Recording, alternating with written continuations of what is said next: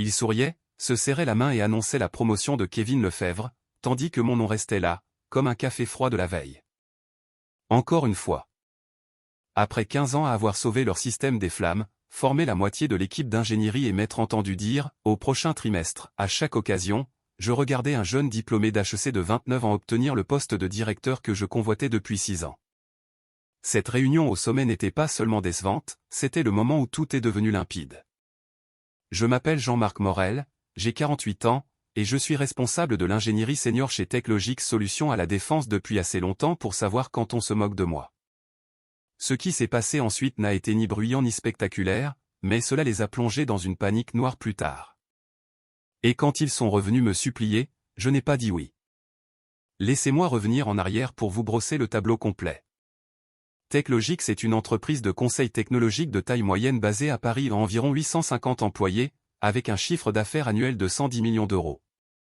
Nous gérons les migrations d'infrastructures cloud pour des entreprises qui auraient dû moderniser leur système il y a des années, mais qui ne voulaient pas gérer les maux de tête que cela implique. C'est là que j'interviens. Ou que j'intervenais, en tout cas. Depuis 15 ans, je suis l'homme qu'on appelle quand tout brûle. La migration de Zenith Finance qui avait 3 semaines de retard et perdait un argent fou? Je l'ai réparé en un week-end. L'audit de sécurité des industries Maréchal qui avait révélé 47 vulnérabilités critiques? J'ai repensé toute l'architecture de leur réseau en 2 semaines. Le système de data flux qui plantait à chaque Black Friday? Je leur ai construit une solution d'équilibrage de charges qui fonctionne encore parfaitement 3 ans plus tard. Je gère une équipe de 15 ingénieurs seniors répartis sur plusieurs fuseaux horaires. Mon portefeuille de projets représente 32 millions d'euros en contrats actifs. J'ai formé 12 ingénieurs qui ont ensuite accédé à des postes de direction et 8 d'entre eux ont été promus à des postes auxquels j'avais postulé sans succès. Ce calcul a commencé à me peser vers la 4e année, mais je me disais que c'était juste une question de timing. Stéphane Brunet, notre vice-président de l'ingénierie, est mon patron depuis 6 ans. Un type plutôt sympa en apparence, mais il a cette façon de faire des promesses qui ne se concrétisent jamais. Ton tour viendra, Jean-Marc. Nous devons juste voir comment se termine ce trimestre. Le conseil d'administration veut voir quelques victoires supplémentaires à ton actif. Toujours quelque chose. La salle de conférence était pleine ce jeudi matin, mur de verre, fauteuil en cuir, tout le théâtre habituel de l'entreprise.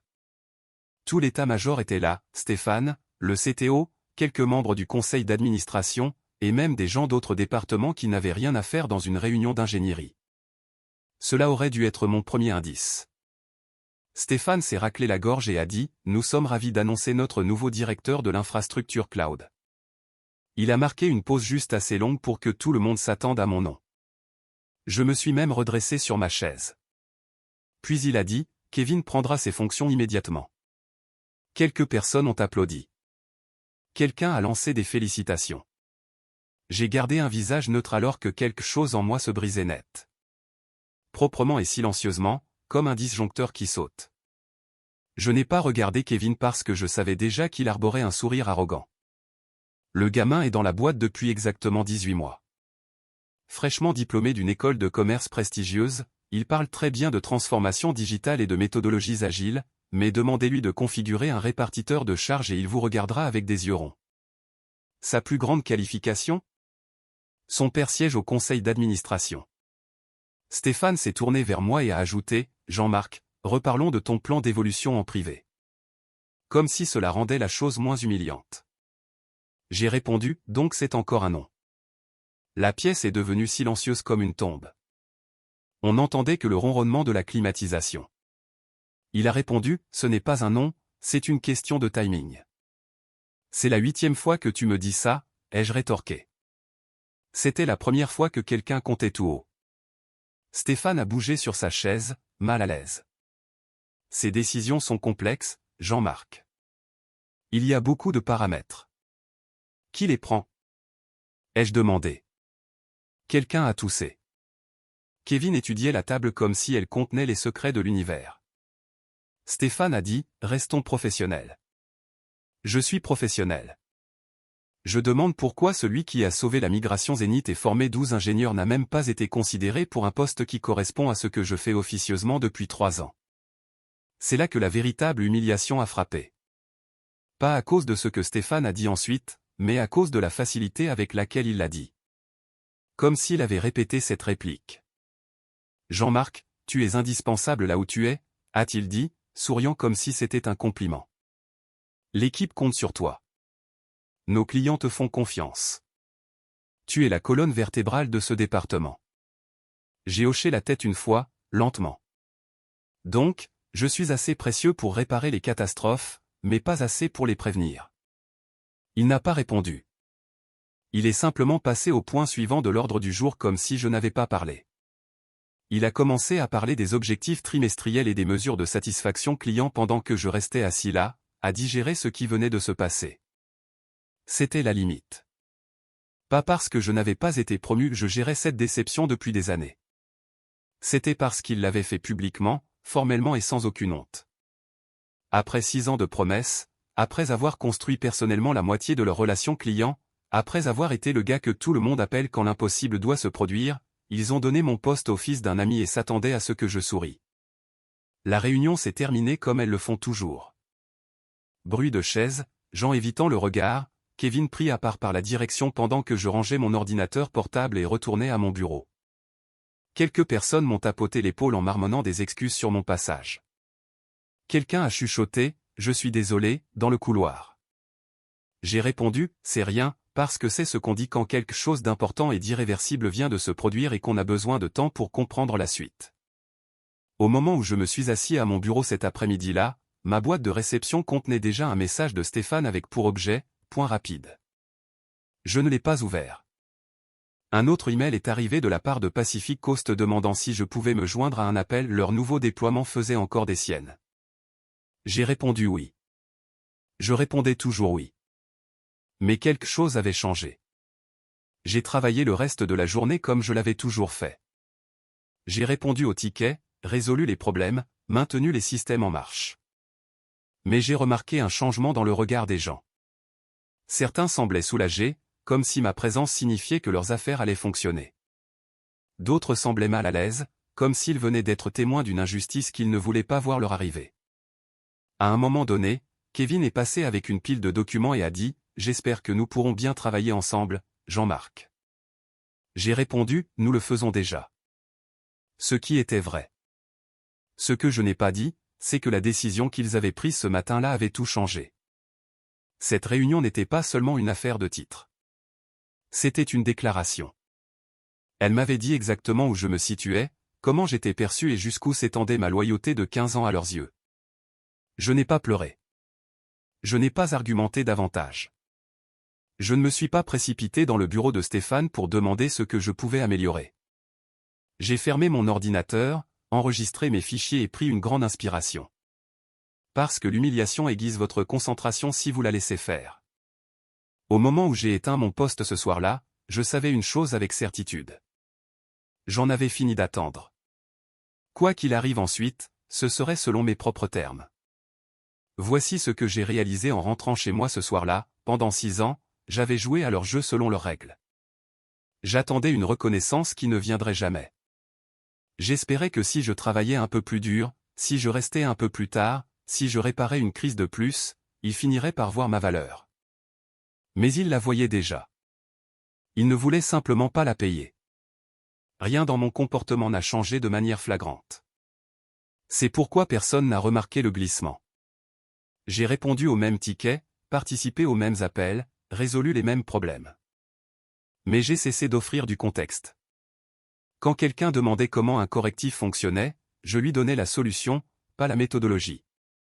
Lorsque la direction demandait si un problème client était résolu, je disais oui sans ajouter les détails qui expliquaient pourquoi il resterait résolu. J'ai gardé un ton calme et mon calendrier plein, mais j'ai laissé les décisions atterrir là où elles devaient, au lieu de les absorber silencieusement. Les clients continuaient à me demander par mon nom, et je les laissais faire, laissant les demandes arriver directement au lieu de passer par des canaux qui diluaient la responsabilité. En réunion, je parlais en dernier ou pas du tout. Quand je prenais la parole, les gens écoutaient différemment. C'est drôle comme ça marche, moins on en dit, plus ces paroles ont du poids. Mais le vrai changement a été ma façon de tout documenter. Pas par vengeance, je ne suis pas si mesquin. Mais par souci de clarté. Je voulais comprendre exactement où allait mon effort et qui en bénéficiait. J'ai commencé à enregistrer les choses différemment. Étiqueter les fichiers avec précision plutôt que par commodité. Suivre les dépendances comme des modèles météorologiques non pas pour les contrôler, mais pour comprendre ce qui se passe quand les conditions changent. J'ai remarqué à quel point les gens disaient « le processus » quand ils voulaient dire « moi ». À quel point ils disaient « on va y réfléchir » quand ils voulaient dire qu'ils n'avaient aucune idée de quoi faire. Je ne les ai pas corrigés. J'ai laissé le langage faire son œuvre. Les demandes ont commencé à s'accumuler plus vite que d'habitude. Pas parce que je ralentissais, mais parce que j'arrêtais d'arrondir les angles qui n'étaient pas les miens. Quand quelque chose cassait, je le réparais, je documentais la réparation et je passais à autre chose sans claironner le sauvetage. Quand des questions arrivaient après les heures de travail, j'y répondais pendant les heures de bureau et je clôturais les discussions au lieu d'en faire des sessions de formation. Les gens se sont adaptés. Certains sont devenus plus précis dans leurs demandes. D'autres sont devenus frustrés sans comprendre pourquoi. La direction continuait de tenir des réunions qui semblaient confiantes mais qui sonnaient creux. J'écoutais sans proposer de renfort. À mon bureau, je tenais un journal privé de ce que je touchais chaque jour. Pas comme preuve, mais comme une carte. Pas de qui avait besoin de moi, mais de l'endroit où le travail coulait réellement. J'ai appris quelles approbations stagnaient sans mon intervention, quels rapports cessaient d'avoir du sens sans mon contexte, et quels appels clients s'éternisaient quand je ne cadrais pas les problèmes. Le compte de Pacific Coast en était un parfait exemple. Ils avaient des problèmes de connectivité intermittents depuis des semaines. Chaque fois que leur système octait, ils appelaient la ligne de support principale, étaient transférés pendant 1 heure, et finissaient par être escaladés vers moi. Je diagnostiquais le problème en 10 minutes, j'implémentais un correctif et je leur envoyais une brève explication. Ce que j'ai commencé à faire, c'est documenter exactement ce qui se passait à chaque fois. L'heure de l'appel initial, le temps qu'il fallait pour m'atteindre, quel était le problème réel et combien de temps mon correctif prenait. Ensuite, je notais qui était censé gérer ce type de problème selon l'organigramme par rapport à qui le résolvait réellement. Le schéma était embarrassant. L'équipe de Kevin était censée gérer les problèmes d'infrastructure de niveau 3. En pratique, il cherchait pendant quelques heures, générait beaucoup de trafic de mai, puis me demandait discrètement de jeter un œil. Je résolvais le problème, ils envoyaient la mise à jour au client, et tout le monde continuait comme si c'était normal. Rien de tout cela ne nécessitait de confrontation. Cela demandait de la retenue. Le plus dur était de résister à l'envie de protéger les résultats pour des gens qui avaient déjà décidé de ce que je valais. Lorsque des désalignements apparaissaient, je les signalais une fois et les laissais remonter au lieu de les corriger moi-même en douce. Quand Kevin s'attribuait le mérite de quelque chose que j'avais conçu, je ne l'interrompais pas. J'ai simplement arrêté d'être le filet de sécurité sous ces erreurs. Le résultat n'a pas été le chaos. C'était la visibilité. Des schémas qui avaient été cachés par mon effort ont commencé à faire surface. Les conversations sont passées de la certitude aux questions. Je suis resté professionnel, disponible et concentré, ce qui rendait difficile de m'accuser de décrocher. Je faisais toujours le travail. Je ne compensais simplement plus les lacunes qui n'étaient pas reconnues. À la fin du mois, les gens traitaient ma disponibilité comme une ressource plutôt que comme un acquis. La direction a commencé à demander des mises à jour qui n'existaient pas dans le format qu'elle attendait. Je les regardais chercher de la clarté dans des tableaux de bord qui avaient toujours reposé sur le contexte que je fournissais lors de discussions de couloir. Je ne disais rien. Pas par méchanceté, mais par souci d'exactitude. Le travail était fait. Il n'était simplement plus traduit pour eux. La première véritable fissure est apparue lors de notre réunion mensuelle de revue client. Stéphane présentait nos indicateurs du 4e trimestre, parlant d'un taux de satisfaction client de 94% et d'une amélioration des temps de réponse. L'un des membres du conseil d'administration a demandé comment nous avions atteint ces améliorations. Stéphane a commencé à parler d'optimisation des processus et de collaboration d'équipe. Puis quelqu'un a demandé des exemples spécifiques. C'est là que les choses sont devenues intéressantes. Qui était responsable du redressement de DataFlux? Comment avons-nous résolu les problèmes de sécurité des industries maraîchales si rapidement? Stéphane continuait d'utiliser le « nous » et « l'équipe » sans nommer personne. Je restais assis là à prendre des notes, sans rien dire. Finalement, Le membre du conseil m'a regardé directement et a demandé, « Jean-Marc, vous avez été discret. Quel est votre point de vue sur ces améliorations ?» J'aurais pu sauver Stéphane à ce moment-là. J'aurais pu parler de travail d'équipe et de succès partagé. Au lieu de cela, j'ai dit, je serais ravi de détailler les aspects techniques de n'importe quel projet spécifique dont vous aimeriez discuter. L'atmosphère a changé. Le visage de Stéphane a pâli. Le membre du conseil a souri et a dit, commençons par Dataflux. J'ai passé les 20 minutes suivantes à expliquer méthodiquement ce qui avait été cassé, comment je l'avais diagnostiqué et ce que j'avais mis en œuvre pour le réparer. Pas d'ego, pas de drame, juste des faits. Quand j'ai eu fini, un autre membre du conseil a posé des questions sur Zenith Finance. Puis sur les industries maraîchales. À la fin de la réunion, il était clair pour tout le monde dans cette salle où se faisait le travail réel. Stéphane avait l'air de s'être fait percuter par un camion. C'est là que j'ai su que les choses allaient changer rapidement. Je ne me suis pas réveillé un matin en décidant de partir. J'ai décidé de me préparer comme si le départ était inévitable. J'ai changé d'état d'esprit. D'abord, j'ai arrêté de traiter mes connaissances comme une propriété de l'entreprise et j'ai commencé à les traiter comme un actif professionnel. J'ai organisé mes journées pour que les conversations critiques se déroulent en temps réel au lieu d'être résumées plus tard. Moins d'interprétation de seconde main, plus de responsabilité directe. Quand Pacific Coast a demandé à être rassuré sur son déploiement du premier trimestre, j'ai pris l'appel moi-même et j'ai répondu à leurs préoccupations clairement. Puis j'ai envoyé un bref récapitulatif qui confirmait les décisions sans expliquer comment nous y étions parvenus. Ce changement a modifié la dynamique. Les clients ont commencé à m'inclure plus tôt, demandant mon avis avant de finaliser les décisions, se référant à moi comme au responsable technique sans que personne ne les corrige. Je ne l'encourageais pas, mais je ne les contredisais pas non plus. En interne, j'ai commencé à noter quels engagements supposaient mon implication même quand mon nom n'y était pas attaché. Il est devenu évident que certains délais misaient sur mon intervention. J'ai aussi fixé des limites plus fermes sur ma disponibilité toujours raisonnable, mais en déclinant les demandes de dernière minute à moins qu'elles ne concernent un revenu ou un risque client majeur. Cela a forcé les priorités à se révéler. Les réunions de direction devenaient de plus en plus frénétiques à mesure que le 4e trimestre avançait. Je les regardais s'attaquer aux symptômes plutôt qu'aux causes. Je restais en dehors de tout cela. En dehors du bureau, j'ai pris des mesures discrètes. J'ai mis à jour mon portfolio avec des résultats plutôt que des responsabilités d'état avant et après, retour client, amélioration mesurable. J'ai pris des cafés avec d'anciens collègues qui étaient partis et leur ai demandé ce qu'ils auraient aimé faire différemment.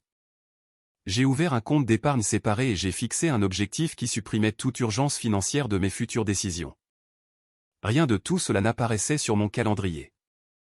Au travail, je restais fiable, ce qui rendait la dépendance croissante plus difficile à admettre. Quand Stéphane me demandait si je pouvais, juste jeter un œil à quelque chose hors de mon périmètre, je demandais quelle décision cela devait soutenir et qui en était le propriétaire. Parfois, il n'avait pas de réponse. Le signal le plus clair est venu des clients dont les contrats arrivaient à expiration. Au lieu de négocier avec le service commercial, ils me demandaient directement à quoi ressemblerait la suite, comme si c'était moi qui fixais les conditions.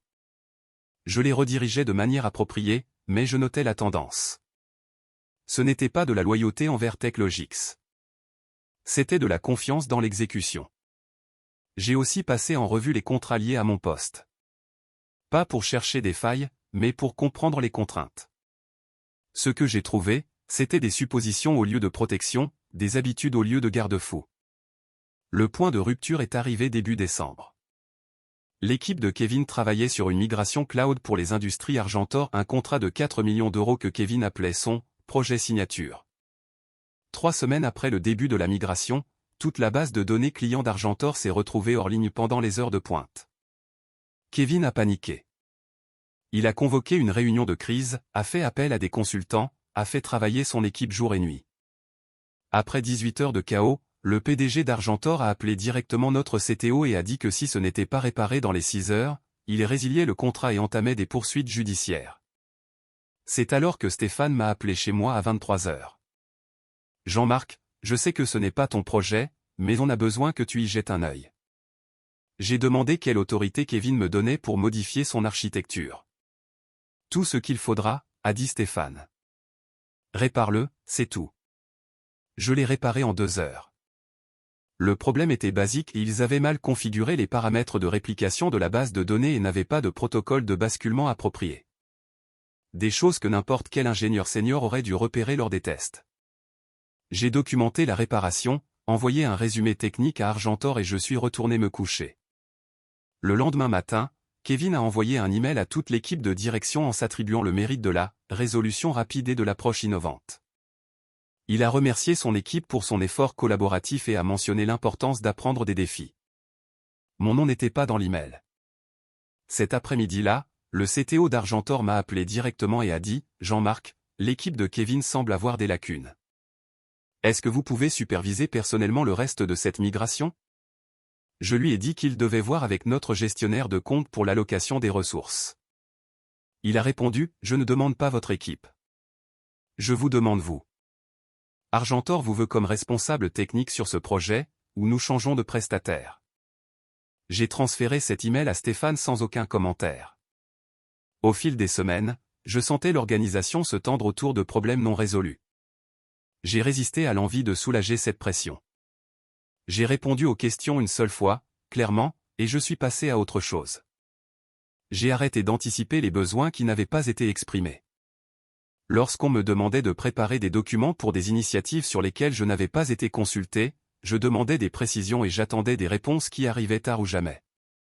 Le travail ne stagnait pas à cause de moi. Il stagnait parce que la clarté manquait. En décembre, mon influence n'était plus un secret que je cachais. C'était une réalité qu'il ne mesurait pas. Je savais exactement quel projet vacillerait si je m'en allais, quel client monterait au créneau et combien de temps il faudrait avant que l'inquiétude ne devienne une urgence. Cette connaissance ne m'a pas rendu imprudent. Elle m'a rendu patient. J'ai continué à être présent, à livrer, à maintenir mon ton professionnel. Parce que l'influence fonctionne mieux quand elle est silencieuse et indéniable. Quand le moment est venu de passer à l'action, il n'y aurait ni drame, ni discours, ni pont coupé. Juste des conséquences se déroulant exactement comme je le prévoyais.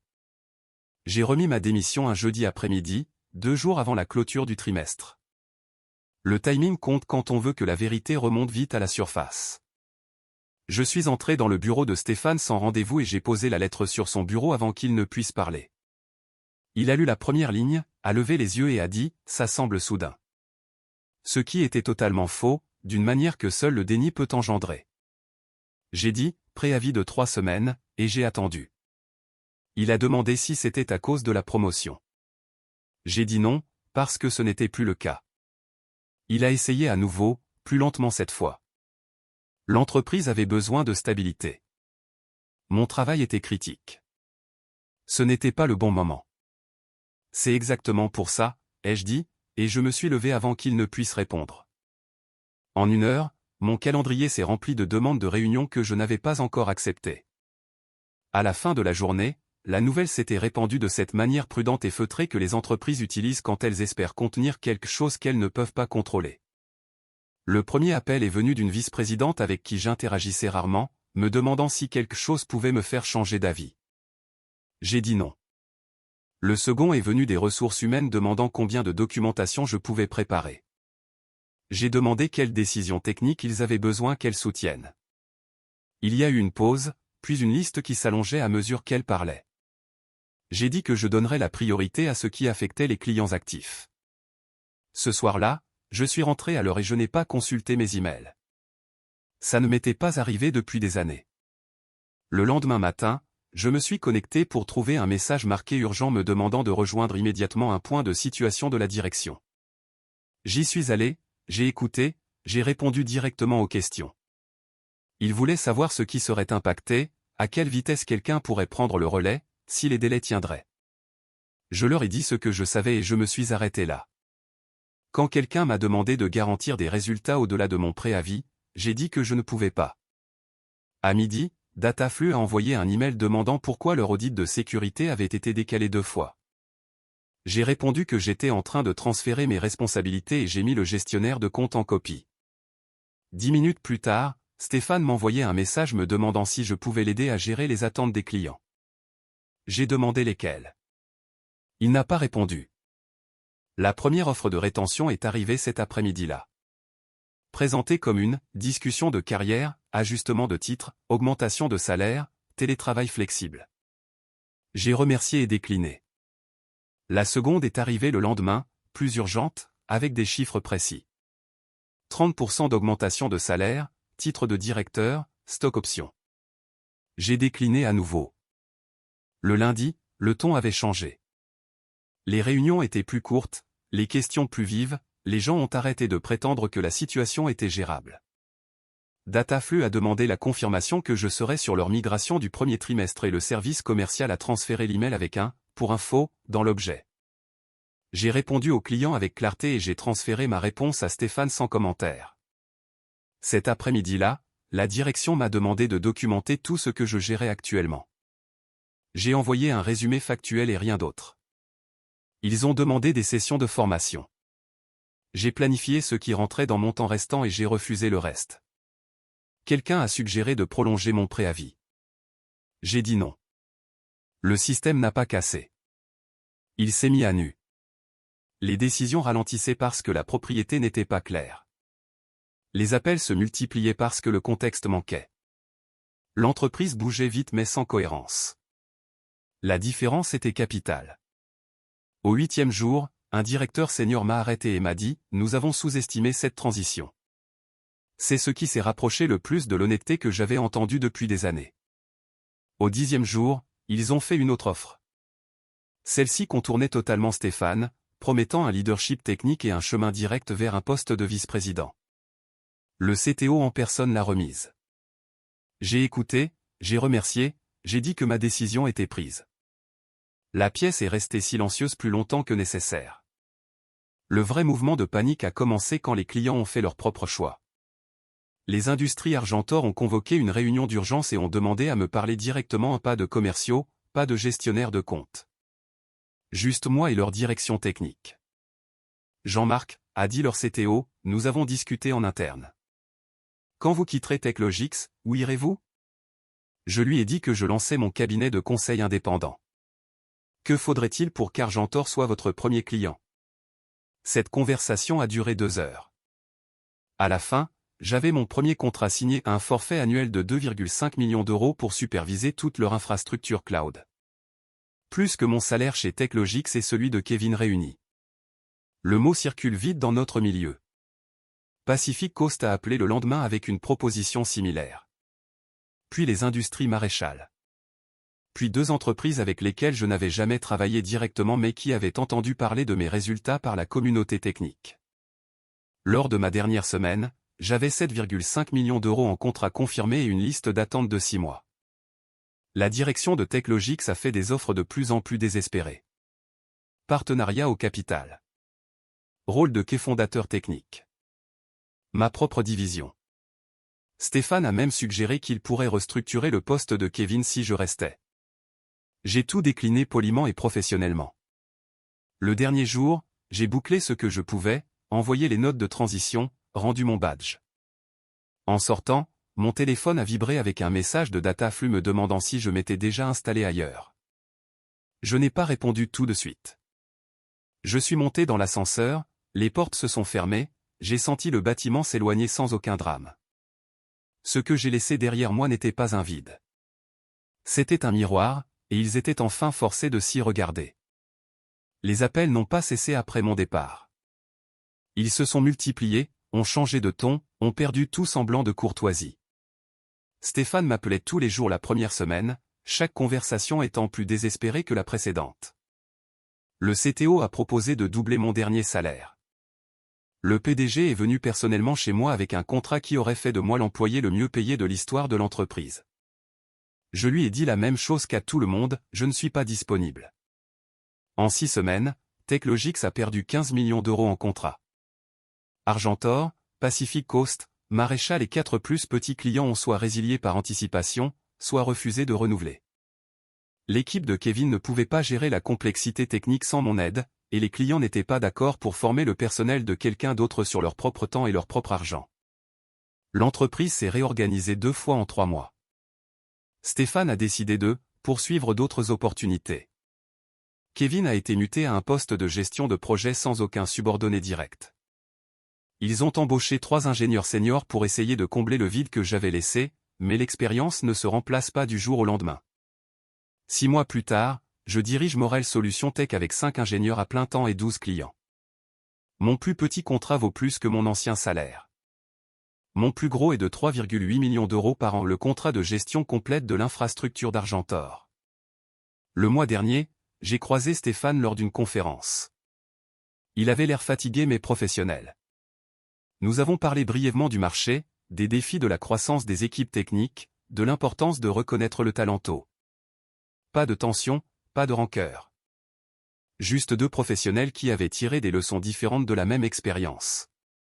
L'histoire que les gens aiment raconter sur des situations comme la mienne se termine par une revanche éclatante, quelqu'un qui admet ses torts, qui demande pardon.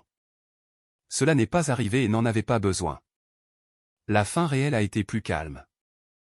Réaliser que ce moment dans la salle de conférence n'était pas la perte que je pensais. C'était une libération. L'humiliation ne m'a pas diminué. Elle a clarifié les termes de l'échange. Tout ce qui a suivi a découlé de cette clarté.